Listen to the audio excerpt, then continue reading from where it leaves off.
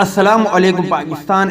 Information میں ایک بار پھر تمام دوستوں کو خوش آمدید۔ فخر زمان اور محمد رضوان نے شرجیل خان اور سرفراز احمد کے لیے خطرے کی گھنٹی بجا دی ہے، جبکہ خرم منظور اور دانش عزیز کے ذمہ دارانہ اننگز کسی کام نہ آئی۔ آج کے زیر نظر ویڈیو میں آپ بھائیوں کو اسی بارے میں بتائیں گے، مگر مزید تفصیلات کی طرف بڑھنے سے پہلے اس ویڈیو کو لائک کریں اور کمنٹ سیکشن میں آپ بھائی مجھے اتنا ضرور بتا دیں کہ زمبابوے کے خلاف فخر زمان اور شرجیل خان میں سے کس کھلاڑی کو پاکستانی اسکواڈ میں ہونا چاہیے، جبکہ وکٹ کیپر کے لیے محمد رضوان اور سرفراز احمد میں سے بہترین چوائس کون سا ہے۔ اس حوالے سے کمنٹ سیکشن آپ کے کمنٹس کا منتظر رہے گا۔ گزشتہ کل ہونے والے سیمی فائنل میں KBK نے کامیابی حاصل کر کے فائنل میں جگہ بنا لی ہے، جس میں محمد رضوان اور فخر زمان نے انتہائی ذمہ دارانہ بیٹنگ کا مظاہرہ کیا، اپنی ٹیم کو کامیابی دلانے میں اہم کردار ادا کیا۔ محمد رضوان نے عمدہ بیٹنگ کرتے ہوئے 67 رن بنائے، جبکہ فخر زمان 57 رن بنا کر نمایاں رہے۔ اس سے پہلے دانش عزیز کے 39 اور خرم منظور کے